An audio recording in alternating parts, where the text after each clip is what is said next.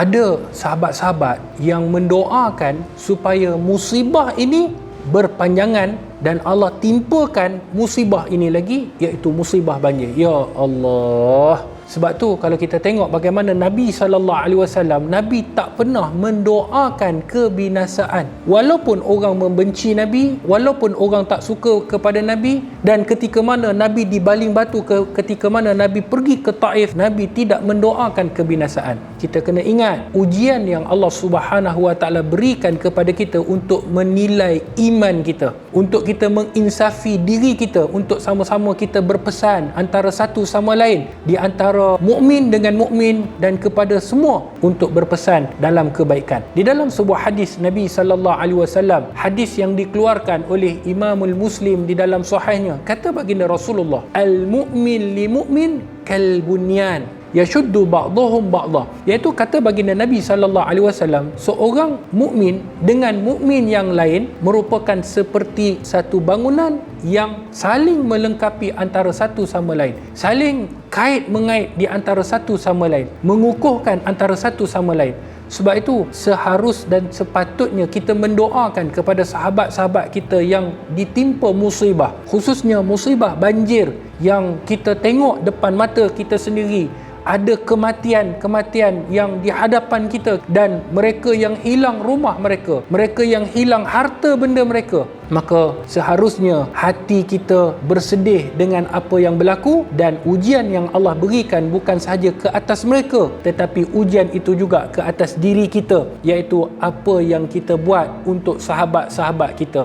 Sebab itu apabila kita bercakap mengenai tentang doa untuk Allah teruskan musibah, hati mereka sangat keras sehingga kan mereka tidak tersentuh dengan apa yang berlaku di hadapan mereka, sahabat saudara yang mungkin bukan saudara mereka, tetapi seharus dan sewajibnya kita rasakan dengan diri, dengan apa yang berlaku, dengan kesedihan mereka, kita juga merasai. Allah Subhanahu Wa Taala sebut, ujian yang Allah berikan, yang Allah timpakan, bukan saja Allah berikan semata-mata Allah benci kepada kita. Tidak, kata Allah, seperti mana di dalam surah Al-Fajr. Allah berfirman, fa'ammal insan, ketika mana manusia itu diuji oleh Allah Subhanahu Wa Taala, fa'akramahu wa na'amahu, Allah muliakan dia, Allah bagi kepadanya nikmat, fayaqulu rabbi akraman, maka mereka akan katakan, ya Allah, kau sayang kepada aku. Wa amma, ketika mana manusia itu juga diuji oleh Allah, faqadara alaihi rizqahu, diambil rezekinya, mungkin kehilangan harta benda, kesihatan dia, kewangan dia, segala-gala kekurangan daripada duit dia, maka fayaqulu rabbi, maka mereka akan katakan, ya Allah, engkau benci aku. Allah nafikan, kalla, tidak yang demikian. Di dalam tafsir, ulama kata Allah berikan kenikmatan kepada siapa yang Allah nak, sama ada orang yang Allah sayang ataupun orang yang Allah tak sayang. Tetapi apabila nikmat yang seseorang itu dapat, dia kembali kepada Allah, maka bertambahlah keimanan, bertambahlah kasih sayang Allah kepada dia. Dan ada pula orang yang diuji oleh Allah dengan satu-satu perkara yang sangat berat, maka Allah menilai keimanan dia, sama ada dia kembali kepada Allah. Sekiranya dia kembali kepada Allah, maka bertambahlah keimanan, bertambahlah kasih sayang. Tetapi sekiranya kufur, maka azab Allah sangat-sangatlah pedih. Sebab itu janganlah kita mendoakan kepada sahabat-sahabat kita, iaitu mendoakan kebinasaan, mendoakan Allah turunkan bala, kerana apabila Allah Subhanahu Wa Taala menurunkan bala, maka dia bukan saja kepada orang yang zalim, orang yang melakukan maksiat, bahkan dia juga akan terkena kepada orang yang soleh, orang yang baik. Akhirnya dia akan merugikan kita. Doalah kepada Allah, semoga Allah permudahkan setiap urusan kita. Bersama dengan Dr. HD dalam Kalam M-Star, biar perlahan asal berjalan. Assalamualaikum warahmatullahi